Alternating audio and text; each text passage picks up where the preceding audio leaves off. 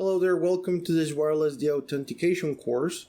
My name is Juan and I will be taking you through this course materials and the project that we will be completing along the way towards the end of this course. So first things first, let's start with a brief introduction. So as I said, my name is Juan. I'm a technology professional. I don't like to say I'm a cybersecurity professional yet. I have been spending the last year studying cybersecurity and more focused towards hardware hacking, a lot of making projects, 3D printing, so more of like the hardware hacking side of things. And along that experience, I have gotten to complete a ton of fun projects, some keyloggers, some keystroke injection stuff, and of course the wireless deauther or wireless deauthenticator, and that's what we're gonna talk about on this course. So let's get started. Before we get started with anything, let's just put this little warning, disclaimer. Everything we're going to cover here today is for educational purposes. Do not use any of this against a network or systems you have not been authorized to test, to attack, however you want to put it. Just know that what we're going to be doing here is all done on a lab setting. It's all my own lab, so of course I have permission to use these devices and the techniques we're going to learn today against anything on this lab. You are welcome to, follow along. We're going to get to do this awesome project together here very shortly, but just make sure you're doing it on your own network or, a network you have permission to do so. We're going to be covering the authentication attack. So we're going to talk through, the basics. What is it, the authentication attack?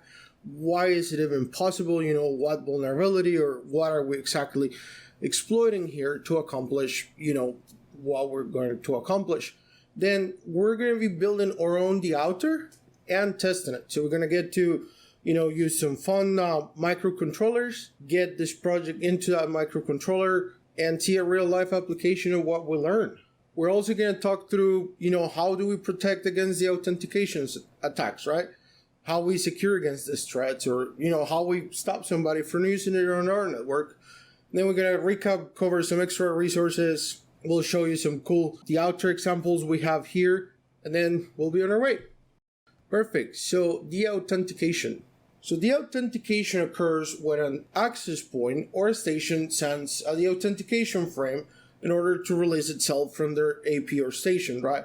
And so basically, it's meant to be when a device says, hey, I don't want to be connected to you anymore. I'm deauthenticating myself. I'm out of here, right? It is not a vulnerability. It's actually a part of the wireless standards, right? It's necessary for how Wi-Fi works. It's the same frames that allows us security professionals, if we detect a device that shouldn't be on our network, or maybe we don't recognize it while we're working on identifying it, we need to get it out of the network. And so the authentication is also a tool. It's not just something people can exploit and use it, as part of an attack or to probably stop you from using security cameras or that sort of stuff. It's a necessary part of how Wi-Fi works. The authentication cannot be refused. So if I am the access point or the station and I tell device A, hey, you need to deauthenticate from the network, A cannot refuse that packet. A has to deauthenticate. And that's one of the things we're going to touch on when we get to defense is how do we go around this? The fact that the authentication cannot be refused. Now, what exactly is a deauthentication attack? So a deauthentication attack happens that when an attacker that is in range. So first things, we need to be in range, right? Is Wi-Fi, is wireless. If we are not within range of the devices we're going to be working on or, attacking, testing, it's not going to work. So we need to be in range, and it's going to send out the authentication packet to continuously disconnect clients from network. So it's not a one-time thing, because then if we send it at one time and we stop sending it, we're going to deauthenticate the device once, but then they're going to reconnect if they're enabled to auto-connect to the network. We can use it both continuously and we can use it as a one-time. In whichever way you use it is still considered a denial of service attack. Why I say we can use it as a one-time or we can use it continuously? Because we can use the authentication attacks as a part of something larger, or we can use them as just that, the authentication attack. When I said as part of something larger is if you're familiar with the aircrack and G Suite or any other attack that deauthenticates a device from the network to capture a handshake, and then we can use some sort of cracking tool to get the password. That's what we do. We have deauthenticate a device once, we get them to reconnect, and when they reconnect, we capture the packet, and then you use whatever tool you use to crack and get the password. Or we can use it as a larger attack. For example, I was just the other day doing this test. I walked by someone's house who had wireless cameras. Somebody I know, somebody who gave me permission to do that. And their cameras are connected through the Wi-Fi. So I pulled my little handy deauther and I deauthenticated those cameras from the network, which means those cameras are only internet connected. They don't have local storage. They don't back up to anything without an internet connection. So the moment I deauthorize those from the network, get them to drop from the Wi-Fi and continuously do that, that means that for as long as I'm doing the attack, or for as long as I'm sending the authentication package, those cameras have no access to the network. And so that's what we're referred to by saying is a continuous attack. You're going to hear these two terms, and some people will kind of use it as the same thing. Some people may actually think they're the same thing, but they're really not. So we have a deauther or a deauthenticator, and then we have a jammer. I have seen this, as I said, in the field a lot of times. People kind of call it the same thing. They'll call it the deauther a Wi-Fi jammer. They're really not the same. We have two main differences here. First is the deauther, it's only for Wi-Fi, right? We only use this for wireless, for Wi-Fi connection, wireless internet, or wireless networking. And then the jammer kind of like jams any radio signal for the most part. That means it'll probably impact cell phones, two-way radios, maybe even car unlocker, like car remote systems and whatnot that will go over radio. Then the second thing we have is probably the most important part for me is that the deauther allows us to set a target, right? I can go into the deauther for pretty much every single one of them that we're going to be doing in this course. And I can select the target, whether it's a target network or a target client, but I can pick a target. While the jammer is kind of like you turn it on, it starts broadcasting this noise that makes the frequency unit unusable, but it just hits everything within range. Which, if you're on the security side of things and trying to do an audit, it's gonna be hard to stay within scope that way because you will impact things you don't want to impact. You may even impact your own devices. So jammers are not that great on that side. Now, the final difference is jammers are mostly illegal. Most countries and states have regulations against jammers. I don't think you can purchase one in the US any easily unless you are buy and sell for research purposes, or you have some sort of authorization to own and operate one of those things. They're also very expensive. We're talking about a couple $100 or so for the most cost-effective, cheaper models. Instead, the deauther is very cost-effective. For example, we're going to build one today for less than $5. Plus, you're going to see it later on. We get to do a ton of fun stuff on the deauther. We get to give them different shapes. We get to even hide them on little candy boxes. But yeah, that's the main difference. So deauther, it sends deauthentication packets to disconnect the client from the network. A jammer just sends a lot of noise into all Wi-Fi channels and makes them unusable. So now we covered that. Now we know we're going to be using a deauther, making a deauther, not a jammer. They're not the same thing. Well, we get to the fun part of this course. Now we're going to be going through our project. What is our project? We're going to use an ESP8266 microcontroller. We're going to use a really awesome GitHub project from Space Hunt called the ESP8266 deauther.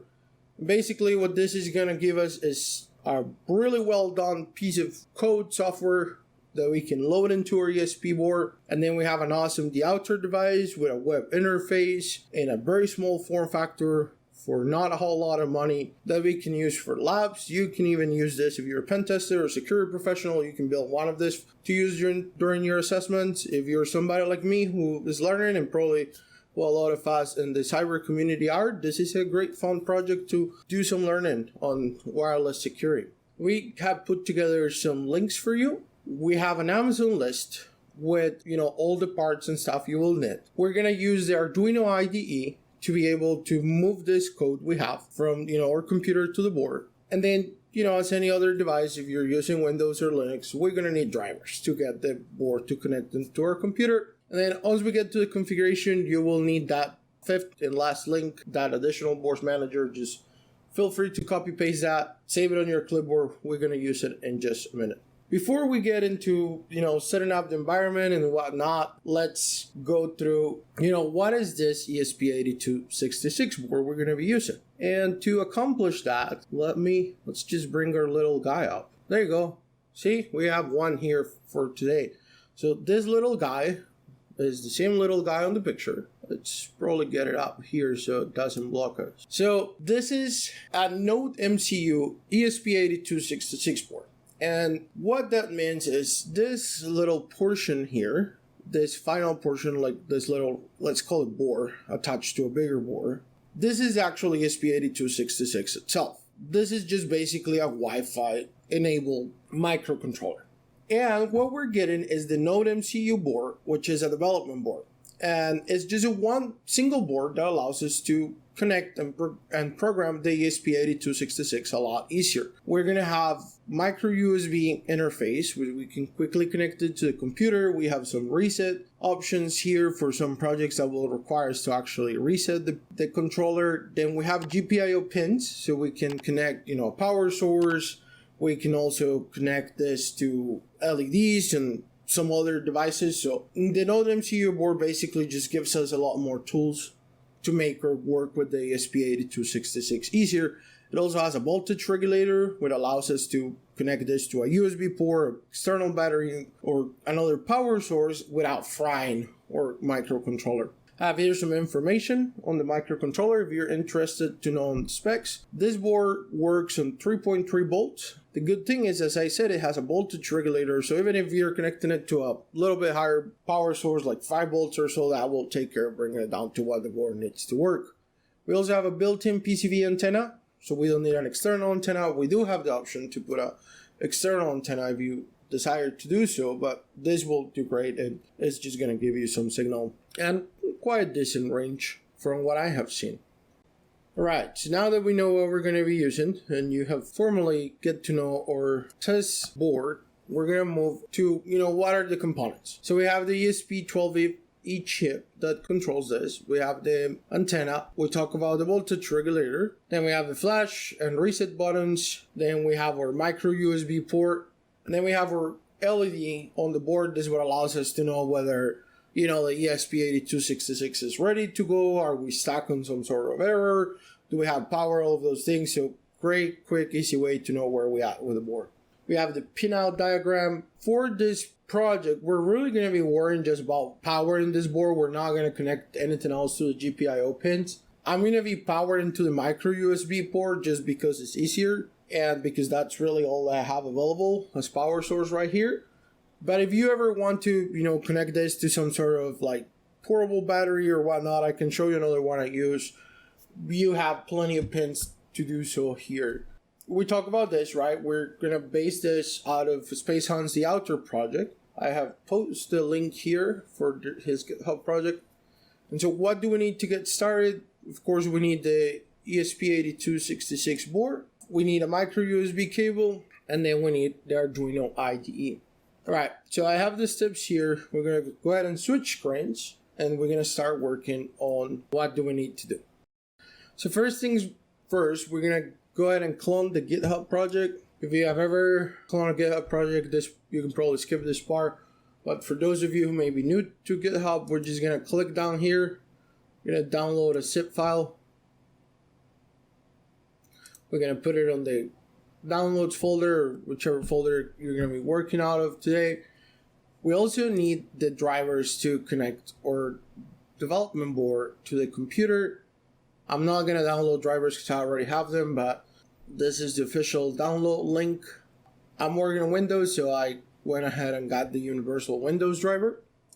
We also need the Arduino IDE. Again, you have the link for it. I already have it installed, so we'll leave it as it is. But here you can get it for Linux, macOS, whatever platform you're using. Then just before we jump into things, I want to show you this is the Amazon list we put together for you. So I added some boards. They come in like a pack of 3. It's usually a lot cheaper. That way we have some micro USB cables, added some batteries if you want to add an external power source to it. And then these little guys are voltage regulators, battery protection. This will allow you to, connect this battery to like a micro USB port or any other port to charge it, and versus having to get this like 2-pin connectors to charge it. So I just use this to make it easier. Towards the end, I'll show you the ones I have built. All right, so now that we have all the downloads we need ready, we're gonna go ahead and unzip that file. I already took care of that for us ahead of time. So this is what the folder will look like, the folder you get from GitHub after you download it. So inside the ESP8266 folder, we're gonna go ahead and click on it. We're gonna find this ESP8266 deauther.ino file, or if you installed Arduino IDE before doing this step, as you should have, you'll see that it says Arduino file. So we're just gonna go ahead and open this into our Arduino IDE. Let's go ahead and get rid of this board for a bit. Perfect. So this is the ESP8266 project from Space Hunt. This contains all the code and things we're gonna need to get our board up and running. But before we can get to that step, there's 2 things we need to do.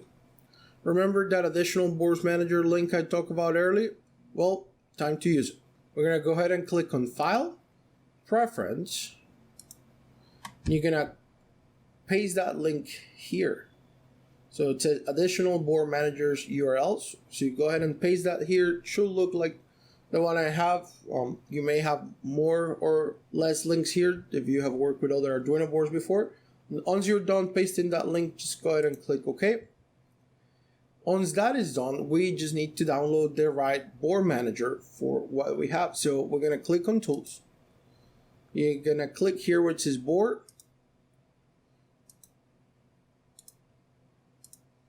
Sorry, we have updates. All right, perfect. So we're going to click where it says Board, then we're going to see Boards Manager, and we're just going to type Deauther. And so when you type Deauther, you should see that Deauther ESP8266 board manager. Just verify that you're looking at the one by Space Hunt Technologies, and then you're going to install that. I already have it installed, so we are ready to go. Do not click out of this screen until your board manager is done installing, because then it will give you some issues later on. So once you see that, it shows here that it's installed and you get the remove option, that means you're good to continue. So we're gonna go ahead and close this. Now we are all set for this. We're going to go ahead and bring our development board back up. So we're gonna go ahead and plug this to the computer so we can begin the flashing process. Perfect. So now we have it connected to the computer. We're going to come here to Tools, click again on Board, and now you're going to see that you have a list called Deauther ESP boards. We're going to click on this list and we're going to select our board. So we have a Node MCU. So we click that.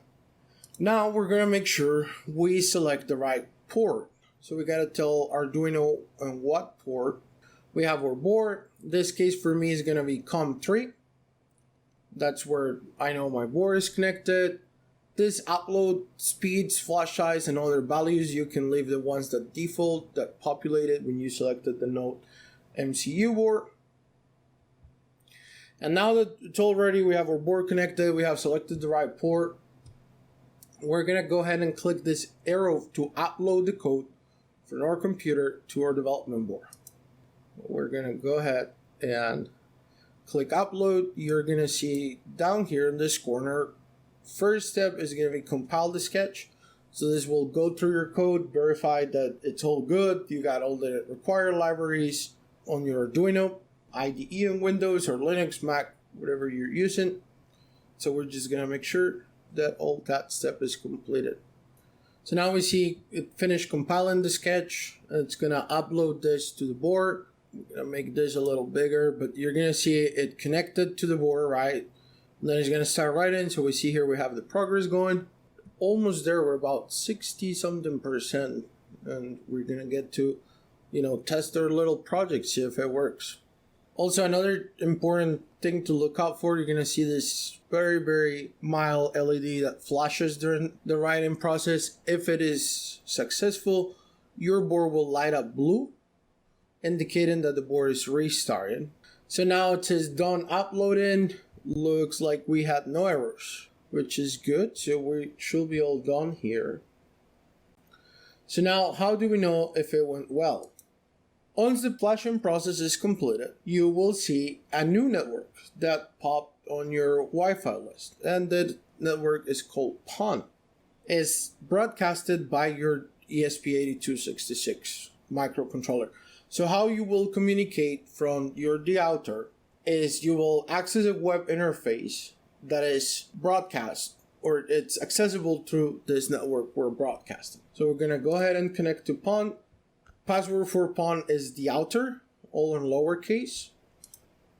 Pretty sure I have it saved. Oh, I don't actually. So Deauther here, all lowercase. All right, so we're gonna go ahead and hit next. I'm not gonna let it discover devices on my network. All right, so now we are connected.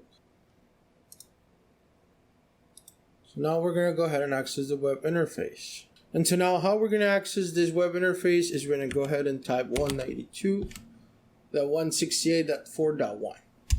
Again, we are connecting to a network called PON, broadcasted by our wireless Deauther device. And the password for that network is Deauther. Once you are connected to that network, you're going to use your browser to navigate to 192.168.4.1, and you're going to get here a warning. Same warning I gave you at the beginning of this course. Use it only against your own network or devices, or against a network or device you have proper authorization to test. All right, so this is our web interface, and we have a couple of different steps here. Our first step is scan. So we're first going to scan the available SSIDs to select our target. So let's go ahead and get rid of the board for a little bit.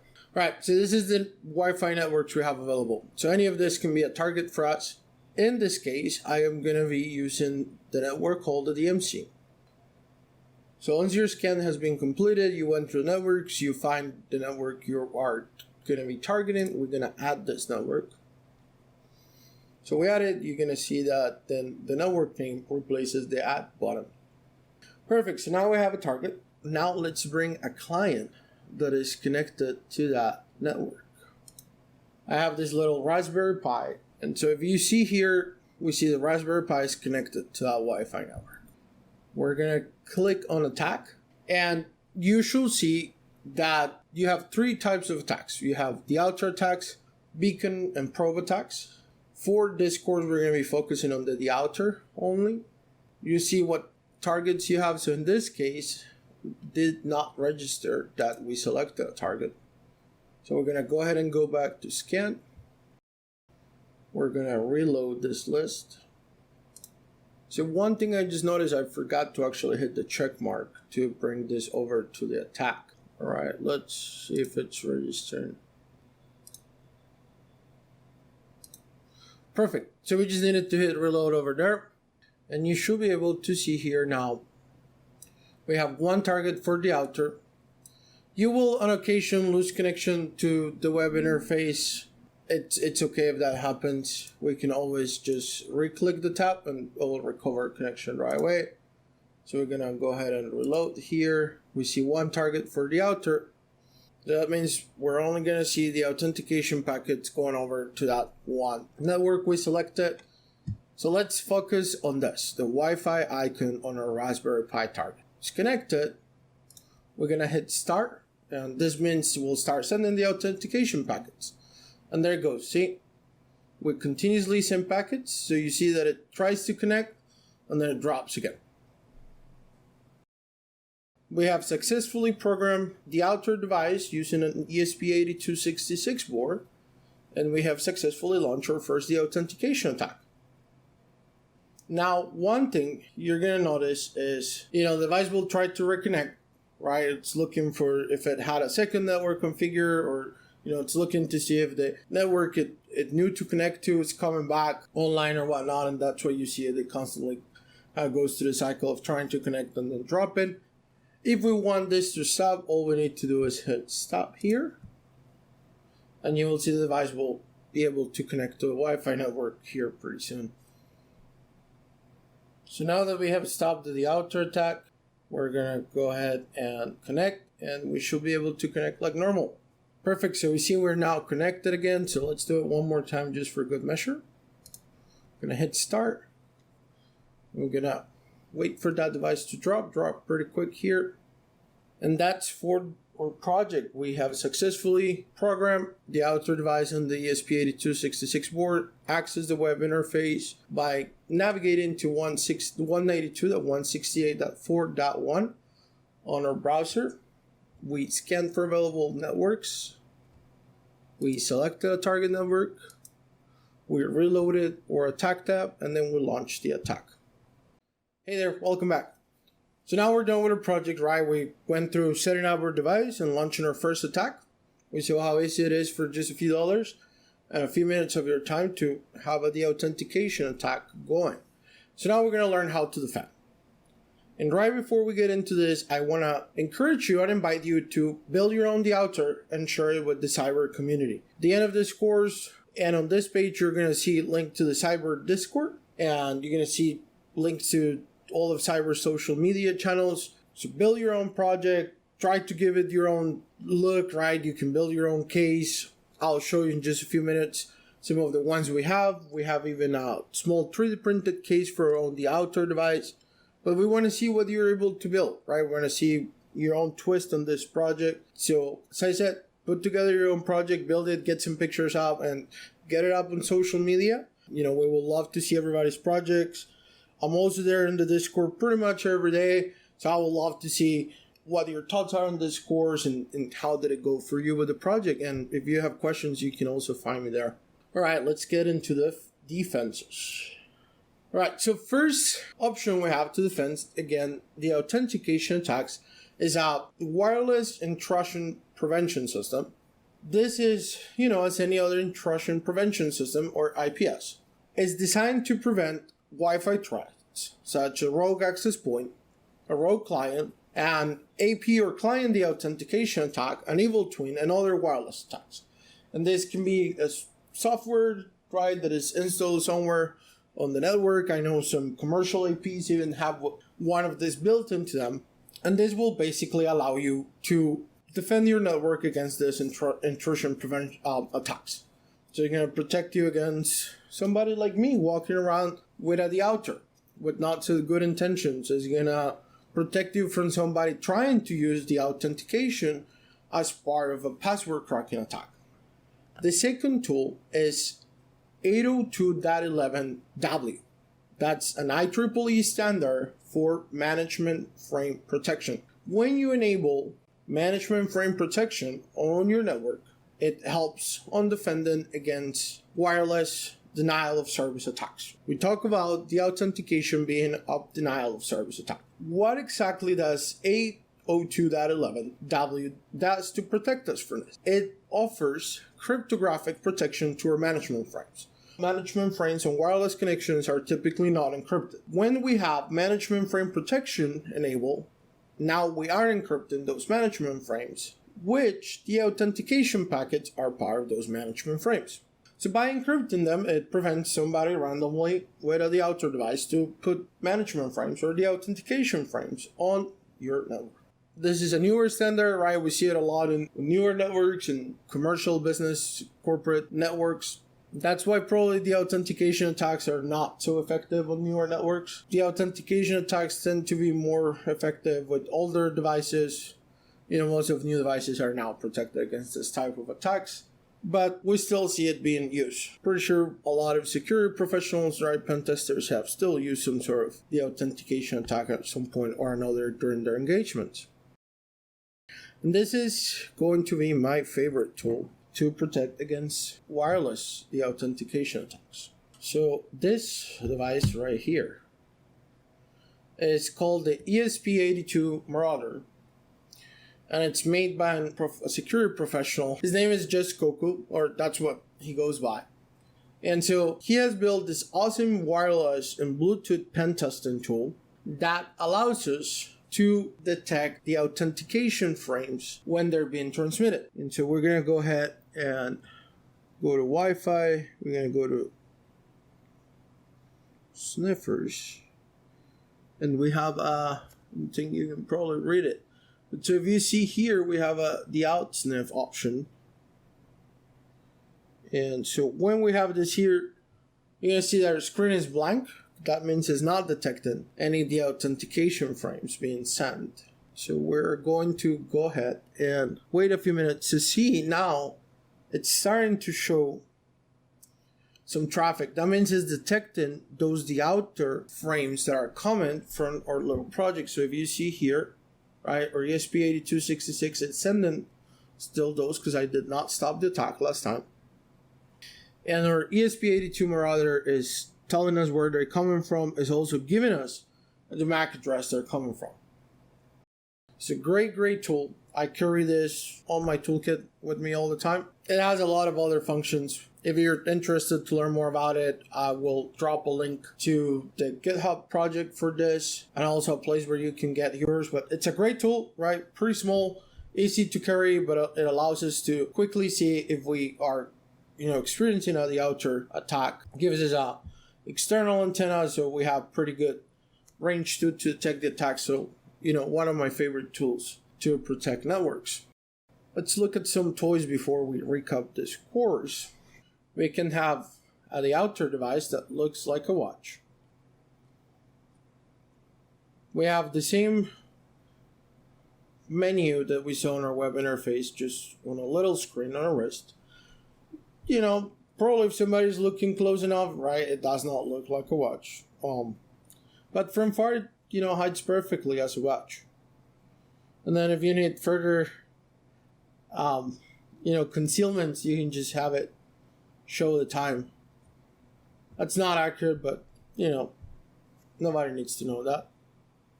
Now, if you're looking for something larger that you can just kind of drop and forget about it, we have these larger boards. They're powered by, batteries. So I think this one has about 11 hours or so battery. So, I can drop this somewhere, start the attack. All of this also broadcasts that same PON network. So, watch, you have it on your wrist. You can probably control it from the screen. With this one, you can just, set it up from here and then drop it, or you can, drop it and then remote from it to your laptop. We even have the Monster version. And so this Monster guy has 2 batteries. I think this one with that capacity I have will probably give us about 20 hours of constant deauthentication. Same thing, we have a interface that we can control here from the OLED screen and, a little joystick to the side, or we have the PON network available to do so remotely. We're going to have a small dramatic pause to show you probably my favorite deauther project I have built so far. This is one I have shared with the cyber community on Discord, so one more reason to join. You will get first-hand view of all my projects. So, an Altoid stand, right? Who doesn't like mint, especially Altoids? Something we can easily drop anywhere in an office, inside a drawer. Very inconspicuous, right? It's an actual Altoid stand, look just normal. When you open it, we have a small deauther device, battery power. We even have a internal antenna in there. And so this guy, we can again set it up right here, right before we drop it. Or we can access it through that PON network and set it up remotely. We have a small, I think this is a 1000 milliamp hour battery. I'll say it will last about solid 8 hours or so. I think last time I tested it. Right, quick, neat device inside an Altoid tin. One of my favorites, if you have any other ideas on how to conceal a deauther device inside something else, build your own, share it with us on social media, Discord. I would love to see what other ideas you come up with. Now, as I said, I'm very excited learning 3D printing, so I made this little 3D printed case for the deauther we built today. Just a small print. We can drop this guy here, close it, We have access to our charging power port here.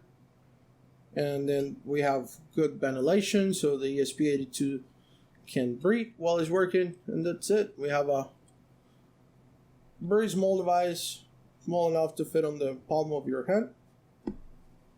So these are some of the different Deauthers. A lot of these devices you can just purchase on Amazon or any other maker stores. The Altoid one, you can buy the board I'm using there. It's called the Deauther Mini, and then you can conceal it somewhere else, or you can even use the one we built today and make your own attachments to conceal it inside a Altoid tin, little matchbox if anybody still uses matches. So pretty cool little device for just a few dollars. Alright, and to recap our course, we talk about deauthentication. So we learned that deauthentication happens when an access point or station sends a deauthentication frame in order to deauthenticate from its access point or station. Between deauthers and jammers, we learned the difference. We learned they're not the same.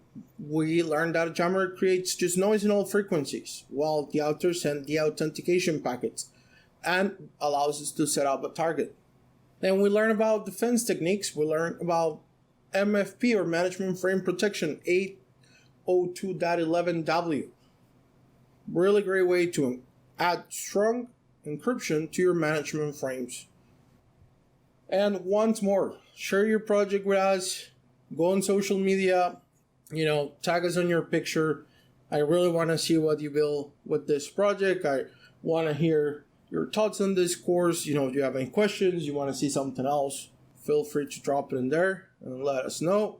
We also have a YouTube video. A few weeks ago, we built one of these devices live with the cyber community. So if you want to see that live, go ahead and follow the cyber YouTube channel, subscribe to it, and you can watch our last live building the Deauther device. Well, thank you very much for your time. If you enjoyed this course, let me know. If you have any feedback, let me know. And I hope to share some other fun projects with you in the future.